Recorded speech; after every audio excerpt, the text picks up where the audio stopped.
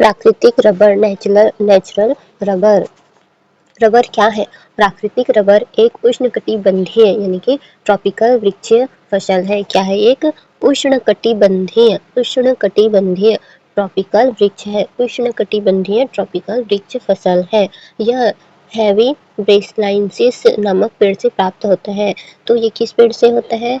Hevea ब्रासिलाइनसिस। Hevea ब्रासिलाइनसिस। हैवा ब्रासिलाइनसिस। हैवा ब्रासिलाइनसिस। हैवा ब्रासिलाइनसिस। हैवा ब्रासिलाइनसिस। हैवा ब्रासिलाइनसिस नामक पेड़ से प्राप्त होता है। हैवा ब्रासिलाइनसिस नामक पेड़ से प्राप्त होता है। हैवा ब्रासिलाइनसिस नामक पेड़ से प्राप्त होता है। पेड़ की छाल को हल्का काटा जाता है, उससे एक सफेद दूध जैसा द्रव्य निकलता है। इसे लेटेक्स कहते हैं। इसे क्या कहते हैं? लेटेक्स कहते हैं। इसी लेटेक्स से रबर बनता है, तो इसे क्या कहते हैं? लेटेक्स कहते हैं। इसे क्या कहते हैं? लेटेक्स कहते हैं। इससे ही क्या बनता है? रबर बनता है। तो सबसे पहला पॉइंट क्या था? इसका क्या नाम है? हैवा ब्रासिलाइनसिस। हैवा हैविया हैविया ब्रासिलाइनसिस। हैविया ब्रासिलाइनसिस। हैवा ब्रासिलाइनसिस। हैवा ब्रासिलाइनसिस। हैवा ब्रासिलाइनसिस। हैवा ब्रासिलाइनसिस। हैवा ब्रासिलाइनसिस और टेलेक्स कहते हैं। इसे क्या बोलते हैं? लेटेक्स। इसे क्या बोलते हैं? लेटेक्स कहते हैं। हैवा ब्रासिलाइनसिस और लेटेक्स। हैवा ब्रासिलाइनसिस और लेटेक्स। रबर की उत्पत्ति मूल रूप से यह अमेज़न बेसिन यानी दक्षिण अमेरिका की फसल है। ये कहाँ की है? दक्षिण अमेरिका की फसल है। अमेज़न अमेज़न बेसिन की फसल है। मुख्य रूप से ये अमेज़न बेसिन की यानी कि दक्षिण अमेरिका की फसल है। कहाँ की है? दक्षिण अमेरिका की फसल है। दक्षिण अमेरिका की फसल है। अमेज़न बेसिन यानी कि दक्षिण अमेरिका की फसल है। कहाँ की? दक्षिण अमेरिका की। हैवे ब्रेसिलाइनसिस लेटेक्स अमेज़न बेसिन दक्षिण अमेरिका। मूल रूप से यह अमेज़न बेसिन दक्षिण अमेरिका की फसल है। बाद में इसे दक्षिण पूर्व एशिया में उगाया गया। बाद में इसे क्या किया गया? दक्षिण पूर्व एशिया में उगाया गया। भारत में इसका विकास मुख्यतः केरल से शुरू हुआ। तो इसका विकास कहाँ से हुआ? केरल से शुरू हो गया। इसका विकास कहाँ से हुआ? केरल से शुरू हो गया। जलवायु की आवश्यकता। तो जलवायु तापमान 25 डिग्री सेल्सियस से 35 डिग्री सेल्सियस तक होनी चाहिए। तापमान कितना होना चाहिए? 25 डिग्री सेल्सियस से 35 डिग्री सेल्सियस तक होनी चाहिए और अधिक ठंड सहन नहीं कर सकता। तो ये क्या है? अधिक ठंड नहीं होना चाहिए। अधिक ठंड नहीं होना चाहिए। अधिक ठंड से ये मर जाता है, ये सहन नहीं कर पाता है। 200 सेंटीमीटर से अधिक वर्षा 200 सेंटीमीटर से अधिक वर्ष भर समान वर्षा। तो वर्ष भर क्या होना चाहिए? समान वर्षा होना चाहिए। 200 सेंटीमीटर से अधिक होनी चाहिए। वर्षा क्या है? 200 सेंटीमीटर से अधिक होनी चाहिए और वर्ष भर समान वर्षा होनी चाहिए। तो वर्ष भर समान वर्षा होनी चाहिए। वर्ष भर समान वर्षा होनी चाहिए। वर्ष भर समान वर्षा होनी चाहिए। मिट्टी अच्छी जल निकासी वाली मिट्टी होनी चाहिए। अच्छी जल निकासी वाली मिट्टी होनी चाहिए और गहरी दोमट जलोढ़ मिट्टी होनी चाहिए। क्या होनी चाहिए? गहरी दोमट जलोढ़ जलोढ़ मिट्टी होना चाहिए। नाम क्या है? जलोढ़ मिट्टी होना चाहिए। गहरी दोमट जलोढ़ मिट्टी होनी चाहिए। श्रम क्या है? यह एक प्लांटेशन फसल है। क्या है? ये एक प्लांटेशन फसल है। प्लांटेशन फसल है। अधिक श्रम की आवश्यकता होती है। ये क्या है? एक प्लांटेशन फसल है। प्लांटेशन फसल है। इसमें अधिक श्रम की आवश्यकता होती है। इसमें अधिक श्रम की आवश्यकता होती है। इसमें अधिक श्रम की आवश्यकता होती है। एक बार रिवीजन कर लेते हैं।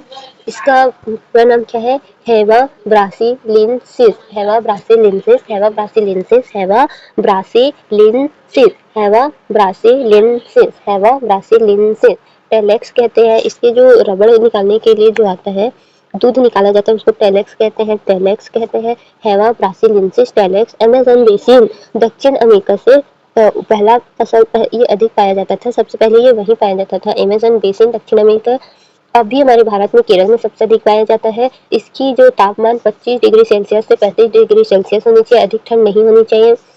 वर्षा जो है 200 सेंटीमीटर से अधिक होनी चाहिए। वर्ष भर समान वर्षा होनी चाहिए। गहरी दोमट जलोढ़ मिट्टी होनी चाहिए। प्लांटेशन फसल है ये और श्रम अधिक लगता है।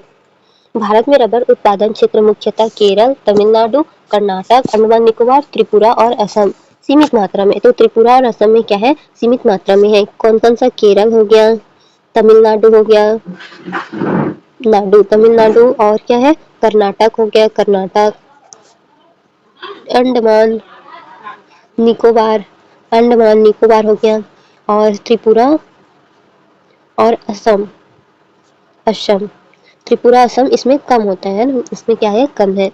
केरल का उल्लेख है, तो केरल में सबसे ज्यादा सबसे अधिक होता है। तो कहाँ कहाँ, केरल, तमिलनाडु, कर्नाटक, अंडमान निकोबार, त्रिपुरा और असम। केरल, तमिलनाडु, कर्नाटक, अंडमान निकोबार और असम। केरल, तमिलनाडु, कर्नाटक, अंडमान निकोबार और असम। केरल, तमिलनाडु, कर्नाटक, अंडमान निकोबार और असम। रबर किस श्रेणी की फसल है? यह प्लांटेशन क्रॉप है। यह क्या है, प्लांटेशन फसल है। यह क्या है, प्लांटेशन फसल है। निर्यात उन्मुख फसल है। औद्योगिक कच्चा माल, तो निर्यात उन्मुख फसल है। औद्योगिक कच्चा माल है, उद्योगों के लिए क्या है, कच्चा माल है। टायर और ट्यूब बनाने में, जूते चप्पल, दस्ताने, खेल सामग्री, मेडिकल उपकरण। तो टायर हो गया, ट्यूब हो गया, जूते चप्पल, दस्ताने, खेल सामग्री, मेडिकल उपकरण। टायर, ट्यूब, जूते चप्पल, दस्ताने, खेल सामग्री, मेडिकल उपकरण। टायर, ट्यूब, जूते चप्पल, दस्ताने, खेल सामग्री, मेडिकल उपकरण। प्लांटेशन क्रॉप, निर्यात उन्मुख औद्योगिक कच्चा माल। प्लांटेशन क्रॉप, निर्यात उन्मुख औद्योगिक कच्चा माल। प्लांटेशन क्रॉप, निर्यात उन्मुख और औद्योगिक कच्चा माल है। याद रखने का क्या है, tropical plantation Kerala, tropical plantation Kerala, tropical plantation Kerala. Important point कौन सा है, रबर एक उष्णकटिबंधीय फसल है। 200 सेंटीमीटर से अधिक वर्षा होनी चाहिए, 25 डिग्री सेल्सियस से अधिक तापमान होनी चाहिए। यह प्लांटेशन फसल है। केरल भारत का प्रमुख उत्पादक है। केरल क्या है, भारत का प्रमुख उत्पादक है। तो एक बार रिवीजन कर लेते हैं। इसका जो नाम है, Hevea brasiliensis, Hevea brasiliensis, Hevea brasiliensis, Hevea brasiliensis, Hevea brasiliensis, Hevea brasiliensis, Hevea brasiliensis. प्लेटेक्स, प्लेटेक्स, अमेज़न बेसिन, अमेज़न बेसिन, दक्षिण अमेरिका, दक्षिण अमेरिका, केरल। 25 डिग्री सेल्सियस से 35 डिग्री सेल्सियस से अधिक ठंड नहीं होनी चाहिए। 200 सेंटीमीटर से अधिक वर्षा, 200 सेंटीमीटर से अधिक वर्षा होनी चाहिए। वर्ष भर समान वर्षा होनी चाहिए। गहरी दो मट जलोढ़ मिट्टी होनी चाहिए। गहरी 2 मट जलोढ़ मिट्टी होना चाहिए। प्लांटेशन फसल है, श्रम अधिक लगता है। केरल में सबसे अधिक है। केरल, तमिलनाडु, कर्नाटक, अंडमान निकोबार, त्रिपुरा और असम में है। केरल, तमिलनाडु, कर्नाटक, अंडमान निकोबार और त्रिपुरा, असम में। अगर इसे हम कहानी के रूप में समझे जल्दी याद करने के लिए, तो अंग्रेज और केरल 1902 में अंग्रेजों ने पहली बार भारत में केरल की पेरियार नदी के किनारे रबर का बागान लगाया। धीरे धीरे यह फसल दक्षिण भारत में फैल गई। आज केरल, तमिलनाडु, कर्नाटक रबर उत्पादन में आगे हैं। भारत विश्व में प्राकृतिक रबर का 6वां सबसे बड़ा उत्पादक है। दुनिया का रबर मानचित्र, कल्पना करो कि रबर एक उष्णकटिबंधीय क्लब की फसल है। इस क्लब के सबसे बड़े सदस्य हैं थाईलैंड, इंडोनेशिया, मलेशिया, वियतनाम, चीन और Bharat. Thailand, Indonesia, Malaysia, Vietnam, चीन और Bharat. Thailand, Indonesia, Malaysia, Vietnam, चीन और Bharat. Thailand, Indonesia, Malaysia, Vietnam, चीन और भारत। थाईलैंड, इंडोनेशिया, मलेशिया, चीन और Bharat. Thailand, Indonesia, Malaysia, Vietnam, चीन और Bharat. Thailand, Indonesia, Malaysia, Vietnam, चीन और भारत। सबसे बड़ा उपभोक्ता कौन है? चीन, भारत, अमेरिका, जापान। चीन, भारत, अमेरिका, जापान। चीन, भारत, अमेरिका, जापान। चीन, भारत, अमेरिका, जापान। चीन, भारत, अमेरिका, जापान। मार्च 2019 में भारत की राष्ट्रीय रबर नीति, मार्च 2019 में वाणिज्यिक विभाग ने राष्ट्रीय रबर नीति अपनाई। इसका लक्ष्य क्या था? पूरे रबर वैल्यू चेन को मजबूत करना। तो जो रबर वैल्यू चेन है उसको क्या करना? मजबूत करना। नई रोपण और पुनरोपण, किसानों को सहायता, प्रसंस्करण और विपणन, निर्यात बढ़ाना, अनुसंधान व प्रशिक्षण, जलवायु परिवर्तन और कार्बन बाजार से जुड़ाव। तो क्या है? नई रोपण और पुनरोपण, किसानों को सहायता, प्रसंस्करण और विपणन, निर्यात बढ़ाना, अनुसंधान व प्रशिक्षण, जलवायु परिवर्तन, कार्बन बाजार से जुड़ाव। यानी बीज से लेकर बाजार तक पूरी व्यवस्था मजबूत करना। बीज से लेकर बाजार तक पूरी व्यवस्था को क्या करना? मजबूत करना। सबसे पहले क्या करेंगे? नई रोपण और पुनरोपण, यानी नया नया रोपण करेंगे और फिर से रोपण करेंगे। ठीक है। किसानों को सहायता दी जाएगी। अब रोपण हो गया, किसान को सहायता दी जाएगी प्रसंस्करण और विपणन के लिए। तो प्रसंस्करण और विपणन के लिए इनको सहायता दी जाएगी। निर्यात बढ़ाया जाएगा। अब विपणन मतलब अलग अलग जगह बांटना। अब निर्यात बढ़ाया जाएगा, तो निर्यात बढ़ाने के लिए सहायता चाहिए होगा। अनुसंधान किया जाएगा, प्रशिक्षण दिया जाएगा लोगों को, कैसे इसकी खेती करनी है, कैसे इसे फसल लगाना है।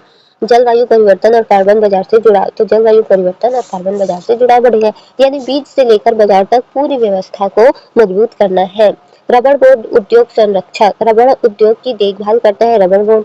मुख्यालय कहाँ है? केरल के कोट्टायम में। केरल के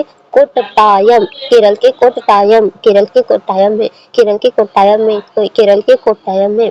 काम अनुसंधान प्रशिक्षण विस्तार सेवाएं अनुसंधान प्रशिक्षण विस्तार सेवाएं अनुसंधान प्रशिक्षण विस्तार सेवाएं अनुसंधान प्रशिक्षण विस्तार की सेवाएं अनुसंधान प्रशिक्षण विस्तार सेवाएं। इसके अंतर्गत काम करता है rubber research institute rubber research institute rubber research institute rubber research institute rubber research institute rubber research institute के तहत काम करता है केरल के कोट्टायम में।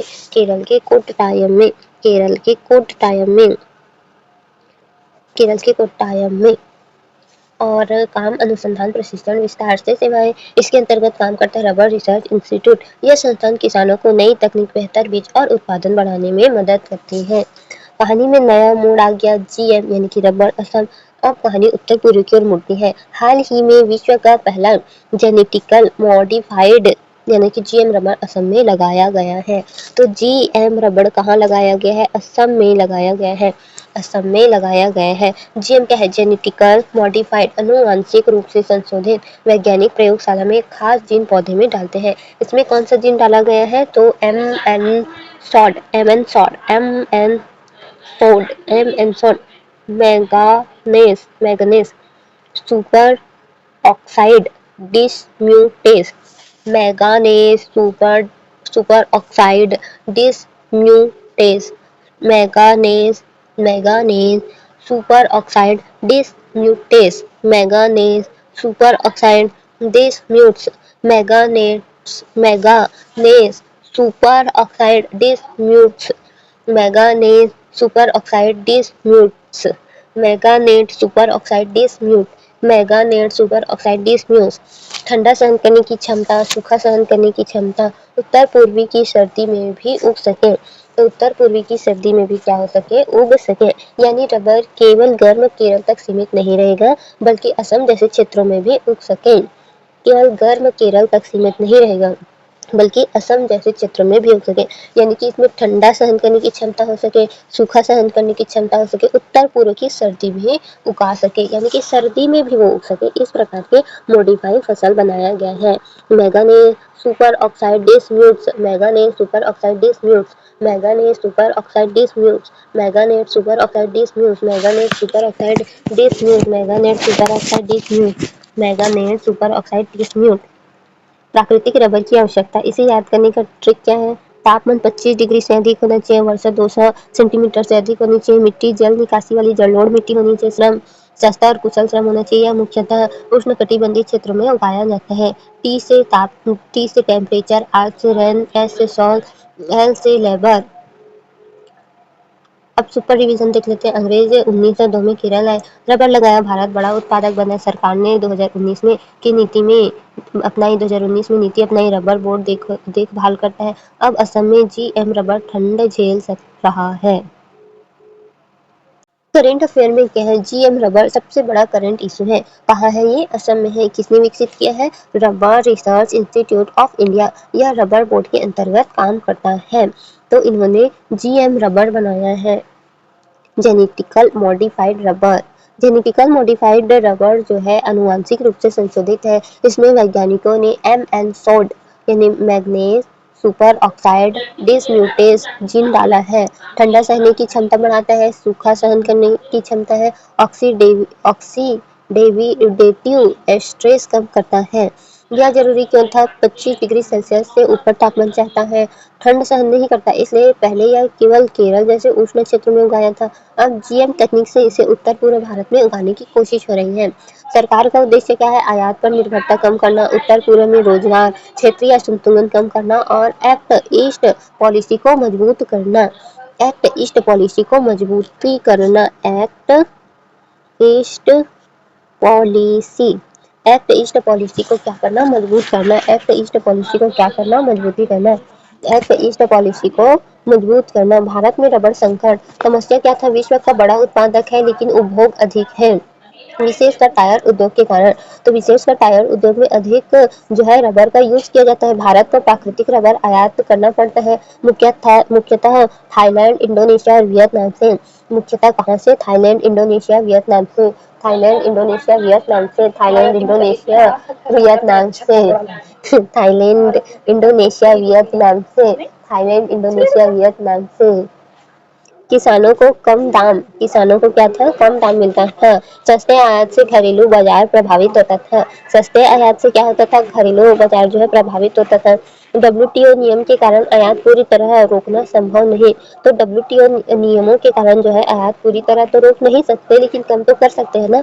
तो पीएलआई स्कीम और टायर उद्योग का बड़ा संबंध है। इलेक्ट्रिक वाहन, ईवी, ऑटोमोबाइल सेक्टर या मेक इन इंडिया। अगर रबर उत्पादन बढ़ता है तो आयात घटेगा, व्यापार घाटा कम होगा, एमएसएमई और टायर उद्योग मजबूत होगा।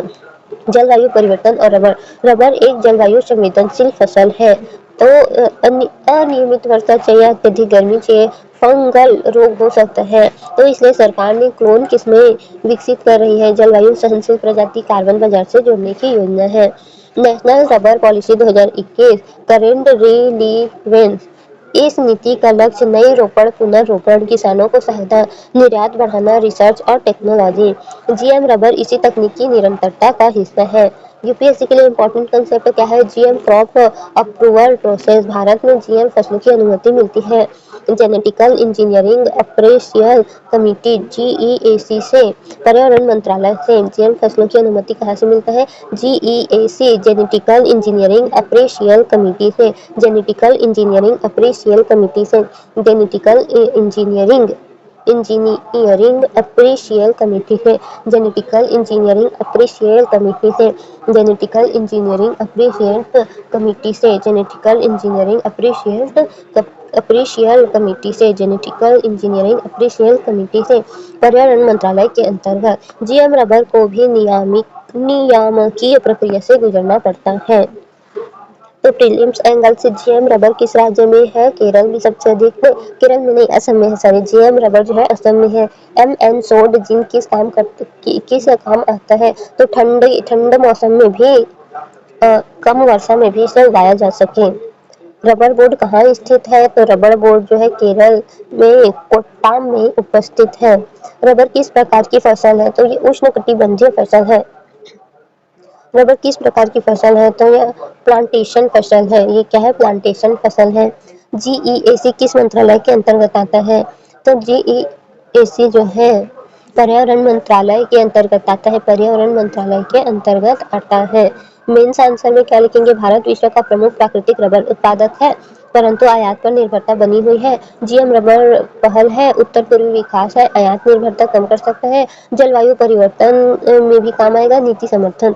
तो तकनीक नवाचार प्लस क्षेत्रीय संतुलन प्लस आत्मनिर्भरता। Biotechnology, agriculture, environment, trade and WTO, north east development, make in India सब में काम आएगा। पीवाईक्यू देखते हैं। तो पीवाईक्यू क्या है? भारत में निम्नलिखित में से कौन सी फसलें मुख्यतः प्लांटेशन फसल है? तो रबर, कॉफी, चाय, गन्ना।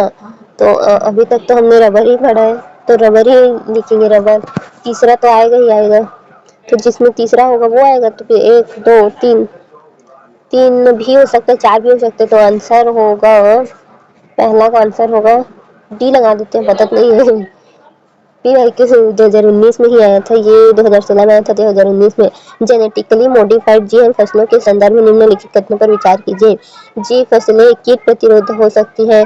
जीएम फसलों की स्वीकृति भारत में जीईएसी द्वारा दी जाती है। तो दोनों सही है, दोनों हो सकता है, तो दोनों सी होगा शायद, सी। यूपीएससी प्रीलिम 2018 में आया था। जेनेटिकल इंजीनियरिंग अप्रेशियल कमिटी जीईएसी निम्नलिखित में से किस मंत्रालय के अंतर्गत कार्य करता है? तो ये करता है पर्यावरण मंत्रालय के तहत। तो आंसर होगा सी, आंसर होगा सी। निम्नलिखित में से 2020 में आया था। निम्नलिखित में से कौन सी फसलें उष्णकटिबंधीय जलवायु में उगाई जाती है? तो अभी तक तो रबर ही पड़ी है, तो सी लगा देते हैं, सी, चौथा का सी। पीवाईक्यू एम्स पांचवा 2014 में आया था। निम्नलिखित कथनों पर विचार कीजिए। भारत विश्व का प्रमुख प्राकृतिक रबर उत्पादक है। हाँ, भारत में रबर का उत्पादन मुख्यतः दक्षिण भारत में होता है। दोनों सही है, तो आंसर होगा सी, पांचवा का सी। 2017 में एक्ट ईस्ट पॉलिसी का उद्देश्य मुख्यतः किस क्षेत्र के विकास से जुड़ा है? तो उत्तर भारत, पश्चिम भारत, उत्तर पूर्व भारत से, तो सी होगा, सी होगा, छठवा का सी। तो लिंक किससे है? जीएम रबर असम से। अब चेक करते हैं, हमारा पहला तो ये होना चाहिए, हमने डी लगाया, पहला गलत है, दूसरा सही, तीसरा भी सही, चौथा भी सही है, पांचवा का भी होना चाहिए, पांचवा का भी होना चाहिए, छठवा भी सही है। तो इसमें पहला और पांचवा देखना है। पांचवा क्या है? भारत में विश्व प्रमुख प्राकृतिक रबर है, तो भी होना चाहिए, केवल दो।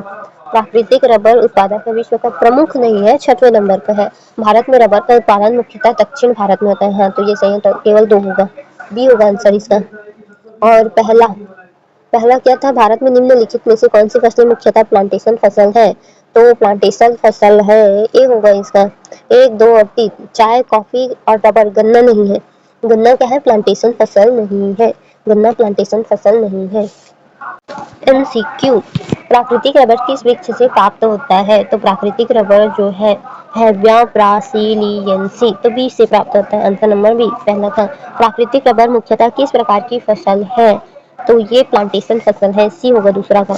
रबर उत्पादन के लिए न्यूनतम उपयुक्त तापमान क्या है? 25 डिग्री है, डी होगा।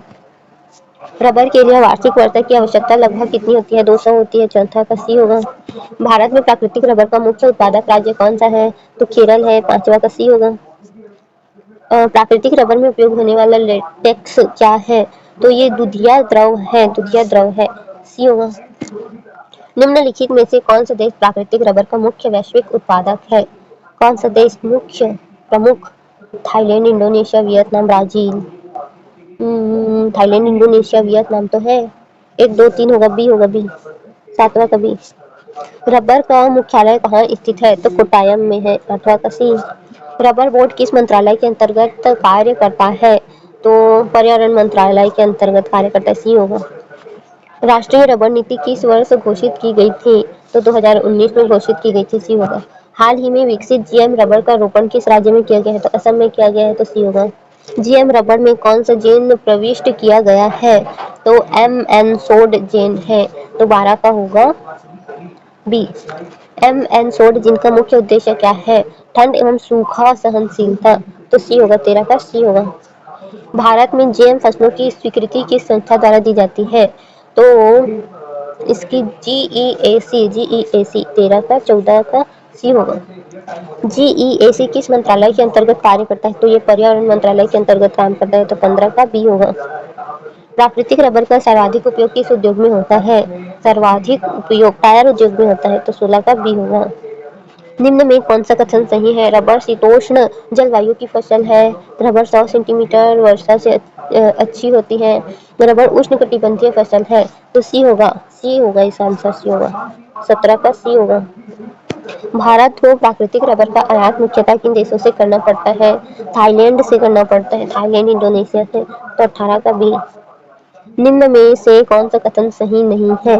रबर प्लांटेशन फसल है, रबर के लिए कुशल श्रम आवश्यक है, रबर शुष्क जलवायु में उगाई जाती है, नहीं, सी होगा, 19 का सी होगा, गलत पूछा गया है ना, सही नहीं है पूछा गया है। जीएम रबर का मुख्य उद्देश्य क्या है? निर्यात बढ़ाना, आयात कम करना, उत्तर पूर्व उत्पादन बढ़ाना, तो आंसर होगा सी, 20 का क्या होगा? सी होगा। चेक करते हैं, पहला का बी सही है, दूसरा का सी सही है, तीसरा डी भी सही है, चौथा सी भी सही है, पांचवा सी भी सही है, छठवा सी भी सही है, सातवां भी सही है, आठवां सी सही है, फिर आ गया नौवा, नौवा सी सही है, नौवा का बी होना चाहिए था, नौवा का बी होना चाहिए था, 10वां सी सही है, 11वां सी सही है, 12 बी सही है, 13 सी सही है, 14 सी सही है, 15 बी, 16 बी, 17 सी, 18 बी, 19 सी और 20 सी सही है। इसमें से नौवा गलत है हमारा, नौवा एक बार देखेंगे। रबर बोर्ड किस मंत्रालय के अंतर्गत कार्य करता है? तो वाणिज्य और उद्योग मंत्रालय के अंतर्गत करता है।